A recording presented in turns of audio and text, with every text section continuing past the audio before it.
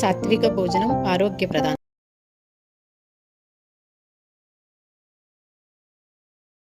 బీకేస్ కిచెన్కి వెల్కమ్. ఇప్పుడు ఆవకాయల సీజన్ కదా, సమ్మర్లో ఆవకాయలు పెడతాం కదా. ఇప్పుడు నేను కొత్త కొబ్బరితోటి పెసరావకాయ పెడుతున్నాను. కాయలు శుభ్రంగా తుడుచుకుని ఇలా చిన్న చిన్న మనకు కావాల్సిన సైజులో ముక్కలు కోసుకోవాలి. కొత్తపీలు కొబ్బరి అంటే ముక్క మెత్తపడకుండా బాగుంటుందని, టేస్టీగా ఉంటుందని కొత్తపీలు కొబ్బరితో పెడుతున్నాను. మీరు ఏ గ్లాస్ అయినా యూజ్ చేసుకోండి, కానీ నేను గ్లాస్ కొలత చెప్తున్నాను. ఒక గ్లాసు పెసరపిండి, సగమేమో ఉప్పు, సగమేమో కారం, మరి 4 గ్లాసులు ముక్కలు.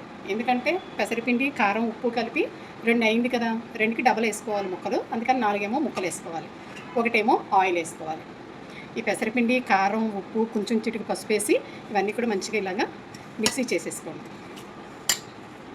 బాగా కలిపేసి ఇవి దీంట్లో మనం ఆయిల్ వేసి సగం పెసరపప్పు అయితే పచ్చి పెసరపప్పు కాదు, ఎండలో పెట్టిన తర్వాత కొంచెం లైట్గా వేయించాలి. అలా అని చెప్పి బాగా వేయించేయద్దు, కొంచెం వేయించుకోవాలి. లైట్గా వేయించుకుంటే కమ్మదనం వస్తుంది, పాడవకుండాను ఉంటుంది. ఇలా కొంచెం ఆయిల్ అయితే ముందు ఈ పిండిలో వేసి కలిపాను. మిగతా సగం ఈ ముక్కలు వేసి మామిడికాయ ముక్కలు వేసి ముక్కల పైన ఆయిల్ వేసి కలిపితే ముక్క మెత్తపడకుండా ఉంటుంది. ఇలా మనం అన్నీ కూడా వేసేసుకుని మంచిగా కలిపేసి 3 రోజుల వరకు అలా ఉంచుకోవాలి.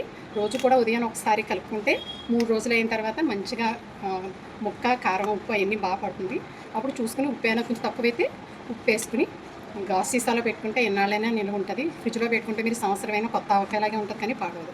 ఇందులో మనం ఆవపిండి కలపట్లేదు కనుక ఎవరైనా తినచ్చు, వేడి చేయడం కానీ అలాంటిది ఏమి ఉండదు. కానీ చాలా టేస్టీగా కూడా ఉంటుంది. దోశలోకి, ఇడ్లీలోకి, అన్నంలోకే కాదు అన్నింటిలో కూడా చాలా చాలా టేస్టీగా ఉంటుంది. మీరు కూడా ట్రై చేసి చూడండి. 3 డేస్ అయిన తర్వాత చూసారా, అన్నీ కరెక్ట్గా సరిపోయిన నూనె అలా పైకి తేలాలి.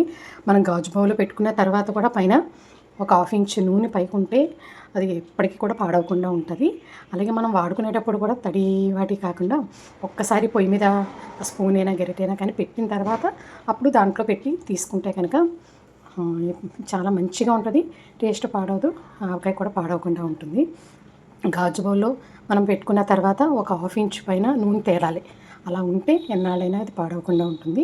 తప్పకుండా ఇలా పెట్టుకొని చూడండి.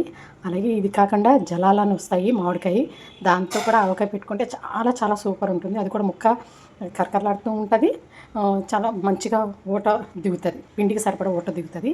మీ ఇష్టం. ఈ 2 కూడా ఆవకాయకి సూపర్. అందుకని తప్పకుండా మీరు కూడా పెట్టుకుని ట్రై చేయండి. నచ్చినట్లయితే వేరే షేర్ చేయండి. సబ్స్క్రైబ్ చేసుకోవడం మర్చిపోద్దు. మీ విలువైన కామెంట్స్ని పెట్టడం మర్చిపోవద్దు.